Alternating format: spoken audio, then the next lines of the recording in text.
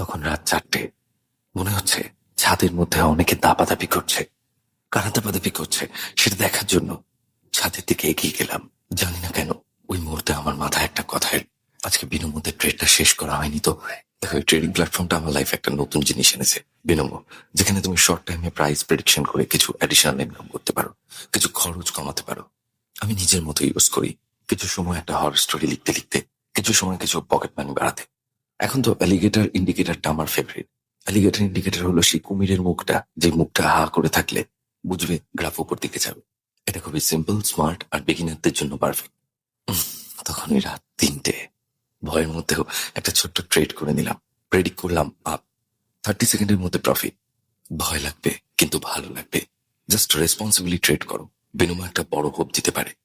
ডেসক্রিপশনে দেওয়া রয়েছে লিঙ্ক, প্রোমো কোড ইউজ করলে পাবে 2x বোনাস ফার্স্ট ডিপোজিটে। বিনমো, নতুন ভয় না, নতুন উপায়। ঘটনা পাঠিয়েছেন নিশা শেখ, যেভাবে লিখে পাঠিয়েছেন ঠিক সেভাবেই পড়ে শোনাচ্ছি। হ্যালো গৌরবদা, আশা করি আপনি, বৌদি এবং প্রেতকথা পরিবারের সকলেই ভালো আছেন। আমি নিশা শেখ, বাড়ি দক্ষিণ 24 পরগনা, মগরাহাট। আমি পেশায় একজন নার্স এবং আপনার একজন নতুন শ্রোতা। আমি নতুন হলেও আপনার সব এপিসোড প্রথম থেকে শুনেছি। আপনার কণ্ঠে ঘটনাগুলো শুনতে খুব ভালো লাগে। আমার জানা এমন অনেক ঘটনা আছে যেগুলো অনেকবার ভেবেছি লিখবো, কিন্তু ডিউটির চাপে টাইম হয়ে ওঠে না। আজ একটু ডে অফ, তাই লিখতে বসলাম। ঘটনাটি ঘটেছে আমাদের পাড়াতে। আজ থেকে প্রায় 6 বছর আগের কথা। আমাদের পাড়াতে সানা নামের 3টি মেয়ে ছিল, 2জন বিবাহিত এবং একজন অবিবাহিত। আজ 3জন সানার মধ্যে একজনও বেঁচে নেই। অবাক করা বিষয় হলো 3জনই সুইসাইড করেছে আলাদা আলাদা ভাবে। যে মেয়েটা অবিবাহিত ছিল, আজকের ঘটনা তাকে নিয়ে। সে সম্পর্কে আমার দিদি হয়। ঘটনাতে যাওয়ার আগে দিদির বাড়ির একটু ডিসক্রিপশন দিয়ে দিই।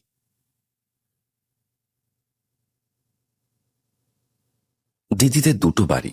একটা রাস্তার পাশে দরমা দেওয়া 1 কামরা ঘর, যেটাতে দিদি থাকতো, আর তার সামনে একটা মাটির 2 কামরা ঘর, যেটাতে দিদির মা, বাবা আর 2 ভাই থাকতো। রাস্তার ওই পাশে কবরস্থান, আর দিদির বাড়ির সামনে একটা দোকান, আর তার পাশ দিয়ে আরেকটা রাস্তা। দিদি দেখতে খুবই সুন্দর ছিল। পড়াশোনা আর বাড়ির কাজ করা সব দিক থেকেই পাড়াতে দিদির মতো কেউ ছিল না। দিদির একজন কাছের বন্ধু ছিল, তার নাম ছিল মেরি। সেই পাড়াতেই থাকতো। আমি তখন সবে মাধ্যমিক দিয়েছি, পড়াশোনা নেই, তাই বাড়িতে শুয়ে শুয়ে সোনিয়াটে আহাটে দেখতাম। আমি বরাবর ভূতের গল্প শোনা, মুভি দেখা এগুলো পছন্দ করতাম। একদিন বিকালে আমি একা শুয়ে শুয়ে টিভিতে গান শুনছিলাম। বাইরে খুব একটা বার হতাম না। হঠাৎ মা বাইরে থেকে এসে বলল, তুই সারাদিন টিভি নিয়ে থাক, একটু বাইরে বার হয়ে দেখতে পারিস তো কি হয়েছে। আমি বললাম, কি হয়েছে? মা বলল, তোর সানা দিদি মারা গেছে। আমি তো অবাক। বললাম, কি বলো, কি করে? বলল, কয়েকদিন ধরে পায়খানা হচ্ছিল আর বমি হচ্ছিল। বাড়িতে কাউকে কিছু বলেনি এবং আজ একটু বাড়াবাড়ি হয়ে মারা গেছে। আমি এসব নিয়ে আর মাথা ঘামাইনি। দেখতে গেলাম, সবাই একে একে আসছে দেখতে। ইয়াং মেয়ে, পাড়ার সব থেকে ভালো মেয়ে, মারা যাওয়াতে একটা শোকের ছায়া নেমে এলো। দিদির বাড়ির সামনে যে দোকানটা, সেখানে দিদির বাবা বসে চা খাচ্ছিল। দিদির ছোট ভাই, যার 4 বছর মতো বয়স হবে, ভালোভাবে কথাও বলতে পারে না, ও দোকানে এসে বাবাকে বলল, আব্বু আব্বু, সানা দোলাই দড়ি দিয়েছে। দোকানে যারা ছিল সবাই তো অবাক, কি বলে ছেলে?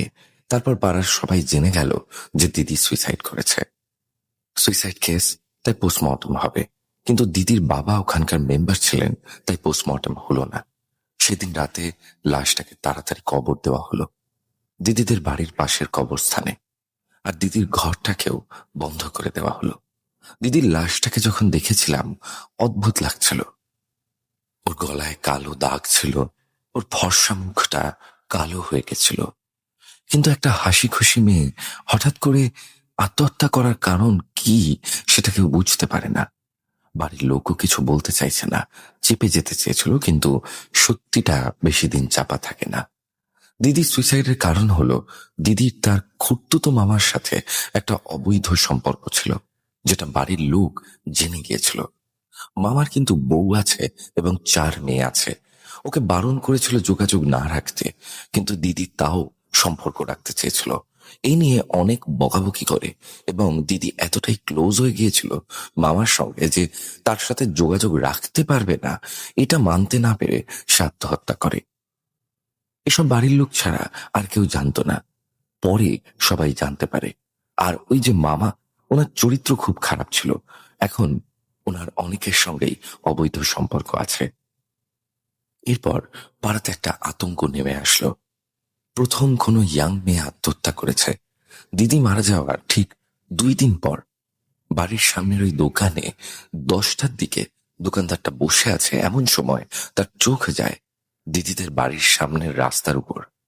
রাস্তার উপর কেউ যেন সাদা শাড়ি পরে ঝাড় দিচ্ছে রাস্তাটা, ঠিক যেমন ভাবে দিদি দিত।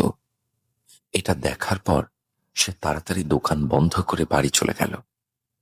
এরপর থেকে সে সন্ধ্যায় দোকান বন্ধ করে বাড়ি চলে যায়। তারপর দিন একজন রাত 11টার দিকে কাজ থেকে ফিরছিল। দিদির ঘরের পাশে আসার পর সে শুনতে পায় দিদি খুব জোরে জোরে পড়তো। ওই রকম ভাবেই দিদির ঘরে কেউ যেন পড়ছে আর ঘরে আলো জ্বলছে। ওই লোকটা ভাবলো হয়তো ঘরে কেউ থাকছে। তারপর জানালা দিয়ে উঁকি দিতেই যা দেখলো, তার সারা শরীর কেঁপে উঠল।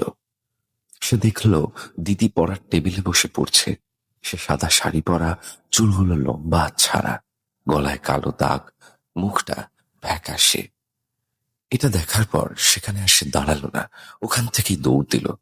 ঠিক তার 2 দিন পর দিদি নিজের মামা মাংস বিক্রি করত, তাই মাংসের অর্ডার দিয়ে বাড়ি ফিরতে ফিরতে প্রায় রাত 11:45 বেজে গেল। দিদির মামার বাড়ি ছিল দিদির বাড়ির থেকে 3টে বাড়ি পরে। কবরস্থানের কাছে আসতেই দিদির মামা দেখলো দিদি সাদা শাড়ি পরে, চুল খুলে, গলায় কালো দাগ নিয়ে কবরস্থানের পাশে কিছু ইট ছিল, সেই ইটগুলো নিয়ে সে কবরের চারিদিকে সাজাচ্ছে। এটা দেখার পর মামার গা ঠান্ডা হয়ে গেল। সে চিৎকার করতে চেয়েও যেন পারল না। কিছুক্ষণ দেখার পর মামা শুনতে পেল যেন দিদি বলছে মামার দিকে তাকিয়ে, মামা বাড়ি যাচ্ছ? এটা শোনার পর মামা আর দাঁড়িয়ে থাকতে পারল না।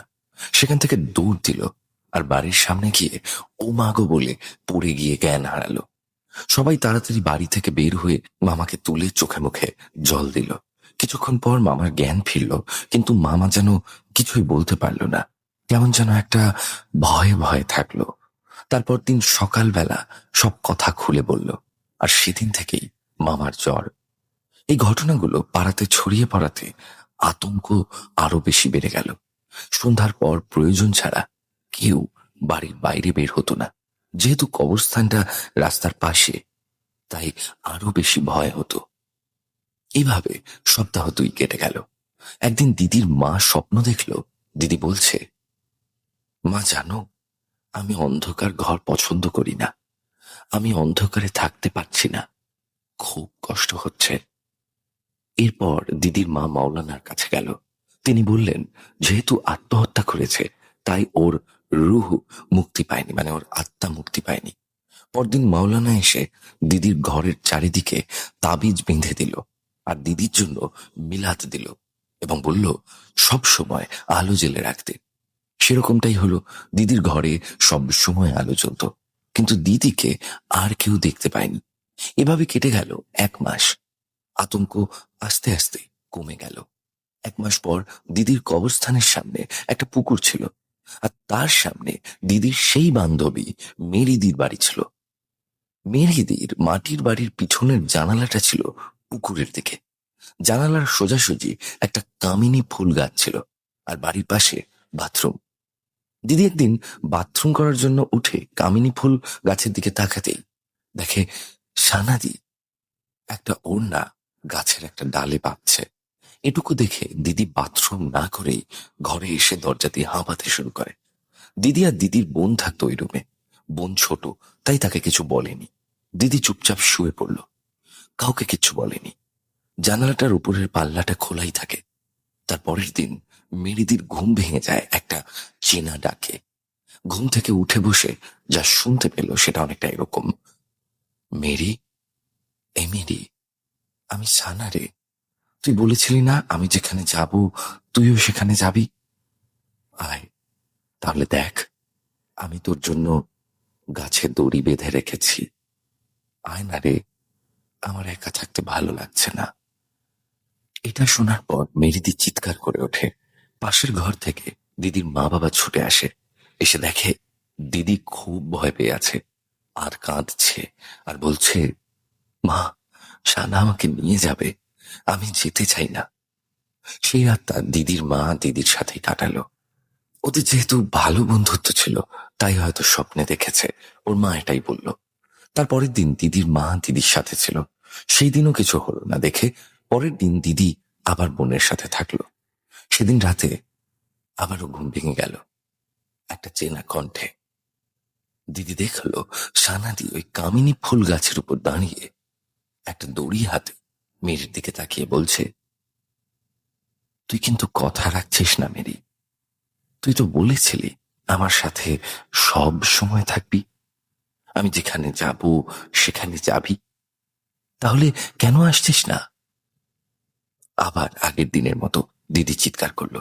দিদির মা পাশের ঘর থেকে ছুটে আসলো, এসে বকাবকি করলো। হ্যাঁ রে, রাত দুপুরে কি শুরু করেছিস? কেন সানার কথা ভাবছিস আর উল্টোপাল্টা স্বপ্ন দেখছিস তো? মেরিদি বলল, না মা, স্বপ্ন না, সত্যি সত্যি সানা এসেছিল একটা দড়ি হাতে নিয়ে। এবার দিদির মা ভাবলো যে সত্যি কি স্বপ্ন দেখছে নাকি অন্য কিছু। পরের দিন দিদির মা দিদিকে নিয়ে মাওলানার কাছে গেল, সবটা খুলে বলল। মাওলানা বলল, তুই তোর কাছের বন্ধু ছিলিস, এরকম কোনো কথা হয়েছিল কি তোদের মধ্যে? তখন অনেকক্ষণ চুপ করে থাকার পর বলল, একদিন স্কুলে ঝগড়া হওয়ার পর যখন আবার মিল হয়েছিল, তখন ওর কসম খেয়ে কথা দিয়েছিলাম যে ওর সাথে সব সময় থাকবো, ও যেখানে যাবে সেখানে ওর সাথে যাব।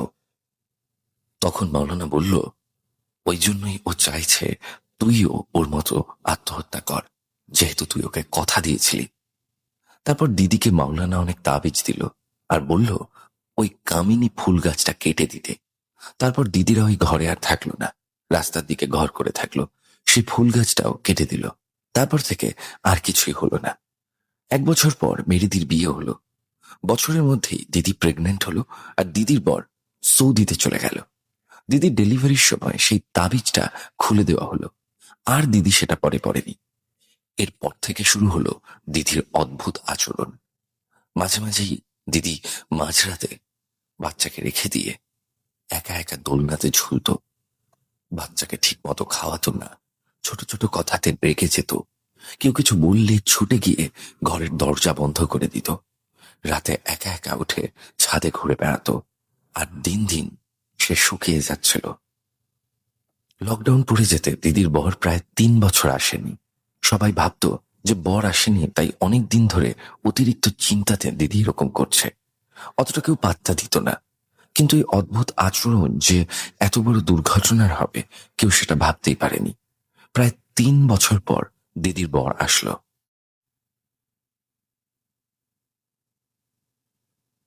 6 মাস পর দিদি আবার প্রেগনেন্ট হয়। এরপর ঠিক 3 মাস পর একদিন দিদির শাশুড়ি রান্না করছে। দিদি বলল, মা, আপনি উঠে আসুন, আমি রান্না করছি। দিদির শাশুড়ি একটু রাগান্বিত হয়ে বলল, থাক, তোমাকে আর রান্না করতে হবে না, বর এসেছে বলে তো সবে ভুলে গেছো। যাও, তুমি যা করছিলে তাই করো গিয়ে। এই বললে দিদির শাশুড়ি রান্না করতে চলে গেল। দিদিদের কেকের বিজনেস আছে, তাই বাড়িতে শুধু দিদি আর দিদির শাশুড়ি ছিল। সেই সময় শাশুড়ির থেকে এটা শোনার পর দিদি গিয়ে ঘরে দরজা দিয়ে দেয়। দিদি শাশুড়িকে অতটা গুরুত্ব দেয় না। বেশ কিছু সময় পর দিদির শাশুড়ি আবার দিদিকে ডাকতে শুরু করলো। দিদি কোনো সাড়া দিচ্ছে না দেখে ভাবলো হয়তো ঘুমিয়ে পড়েছে। দুপুর হয়ে গেল। দিদির বর এসে মাকে জিজ্ঞাসা করলো, মেরি কোথায়? দিদির শাশুড়ি বলল, ঘুমোচ্ছে। জিজুকে অনেকক্ষণ ধরে ডাকলো, তাও কোনো সাড়া পেল না। তারপর লোকজন জড়ো হয়ে গেল। দরজা ভেঙে জিজু দেখলো দিদি পাখাতে একটা ওড়না দিয়ে গলায় দড়ি দিয়েছে। 3 মাস প্রেগনেন্ট অবস্থায় একটা ছোট বাচ্চা রেখে মেরিদিও সানাদির মতো আত্মহত্যা করল। অবশেষে সানাদি মেরিকে তার সাথে নিয়েই গেল। দিদির মেয়েটা এখন অনেক বড় হয়ে গেছে এবং জিজু এখনো এখানে আসে। এই ছিল আজকের ঘটনা। ঘটনাটা বড় হয়েছে হয়তো, কি করব, পুরো ডিসক্রিপশন না দিলে সবটা বোঝা যাবে না। আমার লাইফের প্রথম আত্মহত্যা কেস দেখা, জীবনে প্রথমবার লিখলাম, জানি না কেমন হয়েছে, হয়তো গুছিয়ে লিখতে পারিনি। যদি ঘটনাটা সিলেক্ট হয় তাহলে আপনি আপনার কণ্ঠে সুন্দর করে শোনাবেন। যদি সিলেক্ট হয় তাহলে উৎসাহ পাবো এবং আরো একটা সানা দিদির ঘটনা আছে লিখবো। আমার কাছে অনেক ঘটনা আছে, সেগুলো পাঠাবো। স্টুডেন্ট অবস্থায় অনেক হাসপাতালে প্র্যাকটিস করতে গিয়েও অনেক ভৌতিক ঘটনা ঘটেছে, সেগুলো পাঠাবো। যদি সিলেক্ট হয় আমাকে একবার জানাবেন। ভালো থাকবেন। শুক্রবার এবং রবিবারের রাত মানেই ভয় পাওয়ার রাত উইথ গৌরব। আমার কিন্তু বেশ ভালোই লেগেছে আজকের ঘটনাটা এবং আমার প্রথম ঘটনাটা বেশ ভালো লেগেছে। আমার মনে হয় যে আপনি প্রথমবার যেহেতু লিখেছেন, আপনি হোয়াটসঅ্যাপে লিখে পাঠিয়েছেন আমাকে এবং হোয়াটসঅ্যাপের স্ক্রিনশটটি পাঠিয়েছেন। এভাবে না পাঠিয়ে আমাকে যদি আপনি মেইলের মাধ্যমে লিখে পাঠান, মানে খুব সহজ করে বলে দিচ্ছি, আপনি আপনার ফোনে গুগল ডক বলে একটা অ্যাপ ডাউনলোড করতে পারেন এবং সেই গুগল ডকে পুরো লেখাটাকে লিখে সেটাকেই আপনি কিন্তু একটা পিডিএফ করে আমাকে পাঠিয়ে দিতে পারেন। ওখানেই শেয়ারে পিডিএফ বলে একটি অপশন আছে, না পারলে একবার ইউটিউবেও দেখে নিতে পারেন। তাহলে খুব সহজেই আপনার এত সুন্দর লেখা খুব সুন্দর একটা উপস্থাপনার মাধ্যমে আমি পেতে পারি। অথবা আপনি ইমেলেই লিখে পাঠিয়ে দিতে পারেন আমাদের ঘটনা। আমাদের ঘটনা পাঠানোর জন্য মেইল করতে হবে preetkotha@gmail.com অথবা প্রেতকথার ফেসবুক পেজ ইনবক্সে। আমাদের প্রেতকথার ফেসবুক পেজে গিয়ে আপনারা কমেন্ট করে জানাবেন যে আজকের এপিসোড আপনাদের কেমন লাগছে। আপনাদের মতামত জানতে পারলে আমাদেরও অনেক বেশি ভালো লাগবে। চলে যাচ্ছি আজকের আমাদের পরবর্তী ঘটনায়। শুক্রবার এবং রবিবারের রাত মানেই ভয় পাওয়ার রাত উইথ গৌরব।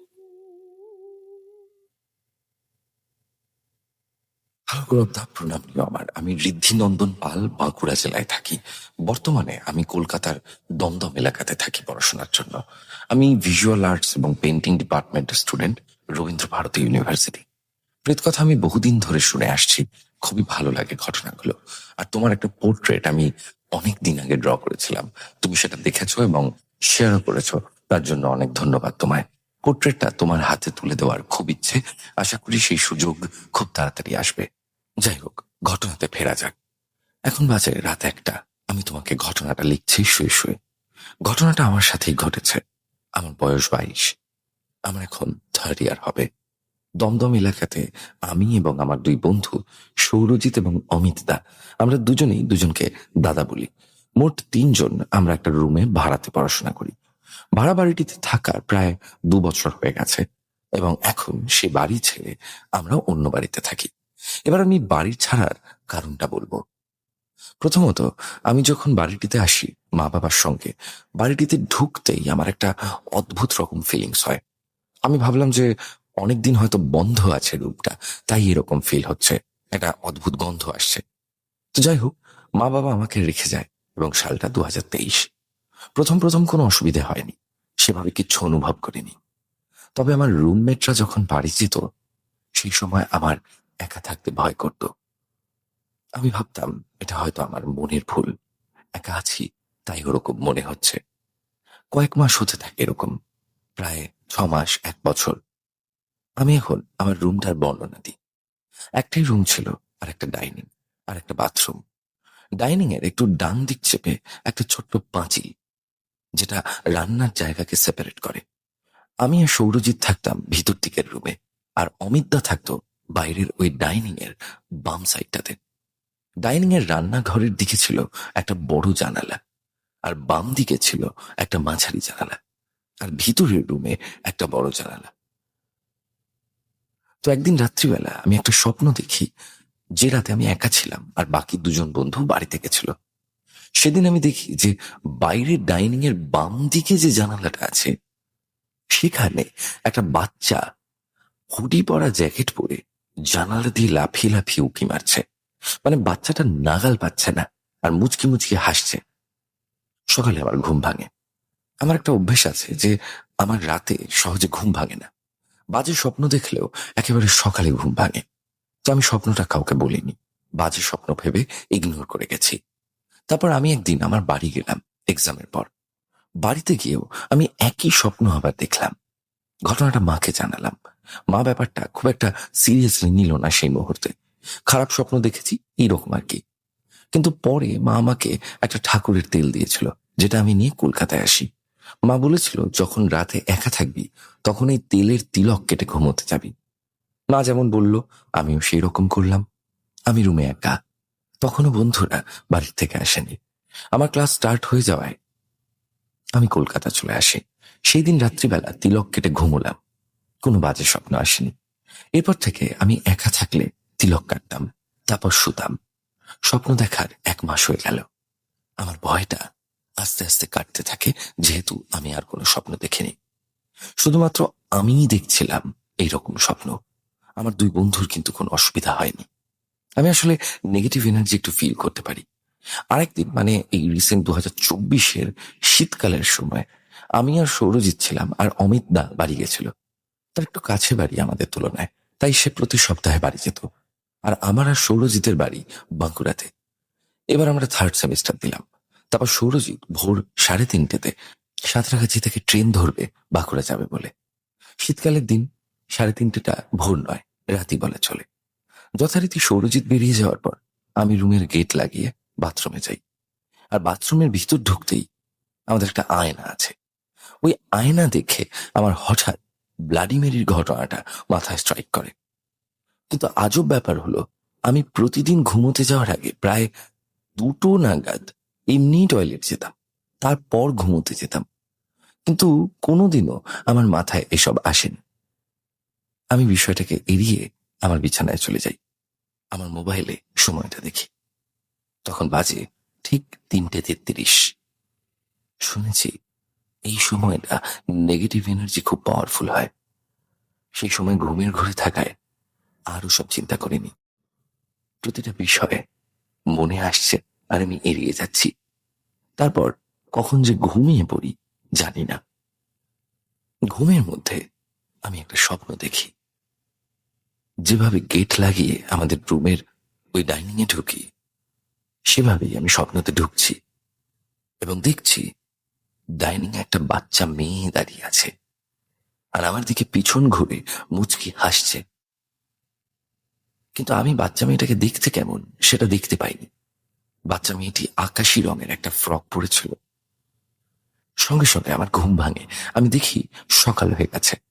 বিষয়টা আমাকে খুব ভাবাচ্ছিল যে আমি একই ধরনের স্বপ্ন, একই বাচ্চা বারবার কেন দেখছি। কয়েক সপ্তাহ কেটে যায়। এর মাঝে আমি আবারও একা রাত কাটিয়েছি, কিন্তু কখনো কিছু দেখিনি, কারণ আমি তারপর থেকে ঠাকুরের তেলের তিলক কেটে ঘুমোতাম। আস্তে আস্তে ভয়টা আমার কাটতে থাকে। এর মাঝে আমি আমার স্বপ্নে দেখা দৃশ্যটার একটা স্কেচ আঁকি ছোট করে। যেহেতু আমি শিল্পী, তাই বিষয়টা আমি কাগজ পেন্সিলে তুলে ধরেছিলাম। আমাদের পাশের বাড়ির একটা ছেলে ছিল যে ক্লাস 7-এ পড়ে। সে আমাদের রুমে প্রায় আসতো গল্প করতে, ছবি আঁকা দেখতে। একদিন ওই ভাইটা এসেছে। আমার আঁকা সেই স্কেচটা দেখে বলছে, দাদা এটা কি এঁকেছ? এটা তো তোমাদের ডাইনিংটা, আর এইটা কে দাঁড়িয়ে আছে? আমি ভাইটাকে সব ঘটনা বললাম, যেহেতু ও ছোট থেকে এখানে থাকে। সব ঘটনা শোনার পর ও হা করে আমার দিকে তাকিয়ে বলল, তুমি একা থাকো কিভাবে? আমি বললাম, কেন, কি হয়েছে? ভাইটা বলল, আজ থেকে 4-5 বছর আগে এই রুমের ফার্স্ট ভাড়াটিয়া যে ফ্যামিলি নিয়ে আসে, সেই ফ্যামিলিতে একটা বাচ্চা মেয়ে ছিল। সেই মেয়েটি ডেঙ্গুতে এই রুমেই মারা যায়। তারপর তারা বাড়ি ছেড়ে দেয়। তারপরেও আরো একটা ফ্যামিলি এসেছিল, কিন্তু তারা বেশি দিন থাকেননি। আর আমরা ছিলাম রুমের 3য় ভাড়াটিয়া। তখন আমি ভাবি, যেটা আমি স্বপ্নে দেখেছি সেটা কি আদৌ স্বপ্ন, নাকি আমার সাবকনশিয়াস মাইন্ড সত্যিকারেরই দেখেছে? প্যারানর্মাল এক্সপার্টের মতে আমরা কোনো স্বপ্ন 2বারের বেশি দেখে থাকলে সেটা আমাদের সাবকনশিয়াস মাইন্ড সত্যিকারের দেখে থাকে। তবে আমি আমার এই ঘটনার বর্ণনা আজও খুঁজে পাইনি। তারপর থেকে আমরা বাড়িটা চেঞ্জ করি এবং বাড়ি শিফটিং এর সময় ওই আঁকা স্কেচটা আমি আগুনে পুড়িয়ে দিই, কারণ আমার মা বাবা খুব বকাবকি করছিল ছবিটা এঁকেছিলাম বলে। এখনো পর্যন্ত নতুন রুমে আমি কোনোদিন একা কাটাইনি। জানি না আবার কোনো স্বপ্ন আসবে কিনা, আশা করি যেন না আসে। এই ছিল আমার ঘটনা। যদি তোমার পছন্দ হয় তাহলে অবশ্যই প্রেত কথা চ্যানেলে পাঠ করো। আমি জানি না ঘটনাটা কতটা গুছিয়ে বলতে পারলাম, তুমি তোমার মতন করে গুছিয়ে শুনিও। ঋদ্ধি নন্দন পাল। এবং ও লিখেছে যে আমার এই ঘটনাটা যদি পডকাস্ট চ্যানেলের যোগ্য হয় তাহলে আমি তোমার সামনে বসে অডিয়েন্সকে ঘটনা শোনাতেও রাজি। বলেছিলাম না তোমাকেও আমার সাথে নিয়ে যাব।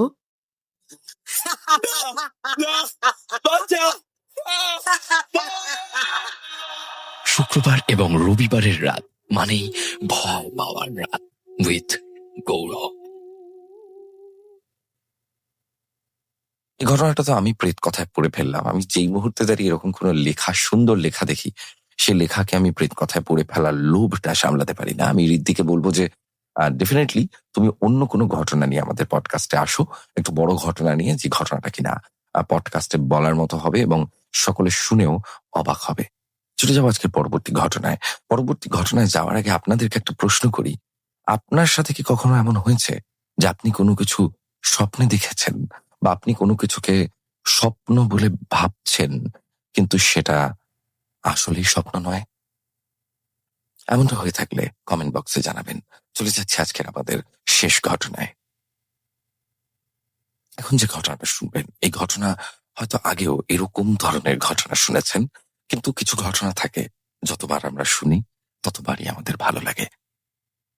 আমাদের এই এপিসোডটিকে লাইক করতে ভুলবেন না এবং সাবস্ক্রাইব করে আমাদের চ্যানেলের সঙ্গে থাকবেন। প্রত্যেক শুক্রবার এবং রবিবার ঠিক রাত 10টার সময় আমরা এপিসোড আনতে থাকি। শুক্রবার এবং রবিবারের রাত মানেই ভয় পাওয়ার রাত উইথ গৌরব। লিখছেন সৌম্যজিৎ।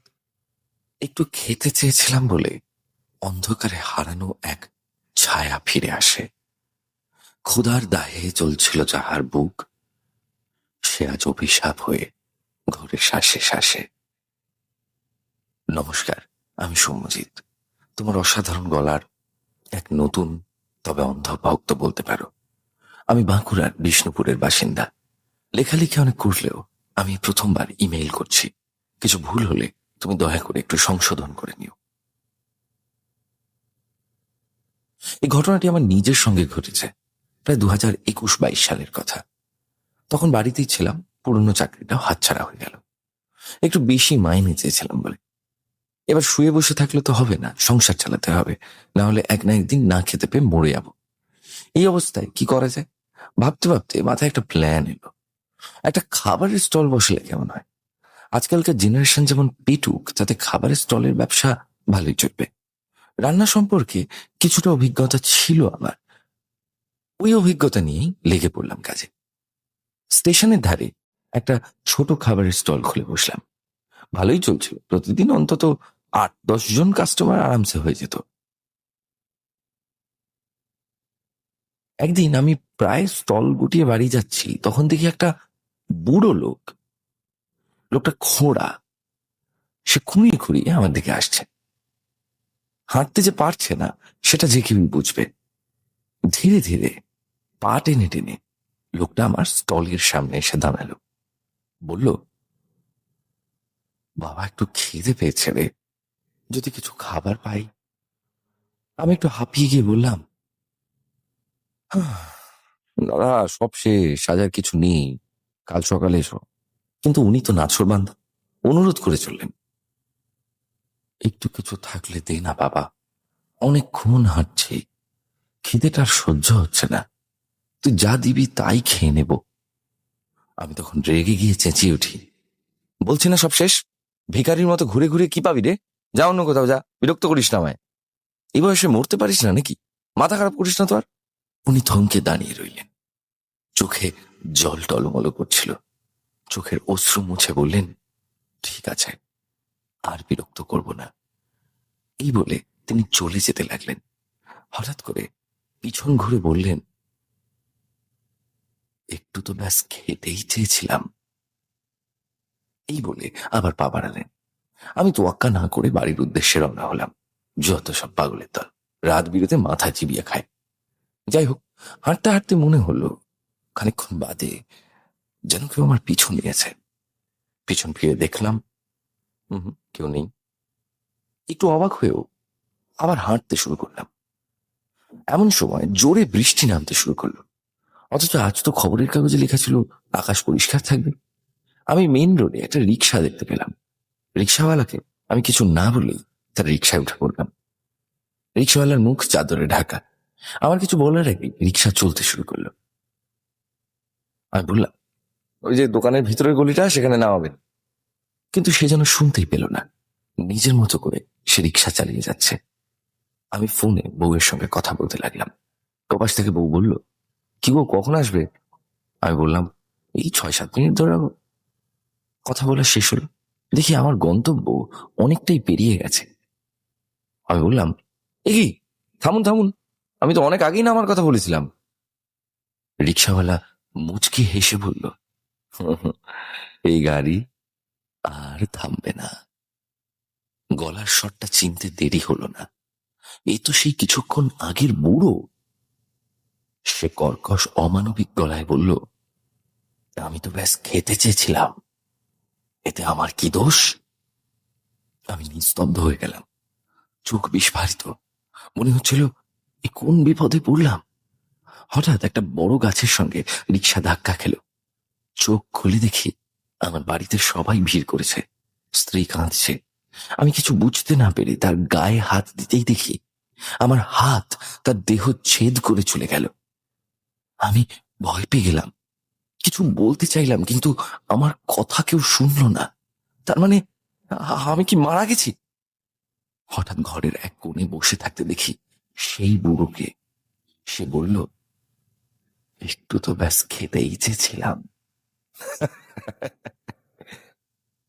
চোখের সামনে শুধু এক ফালি সাদা আলো ছাড়া আর কিছুই দেখতে পেলাম না। আমি আমার ঘরে শুয়েছিলাম। স্ত্রী কি হয়েছে জিজ্ঞাসা করলেও আমি কোনো উত্তর দিলাম না।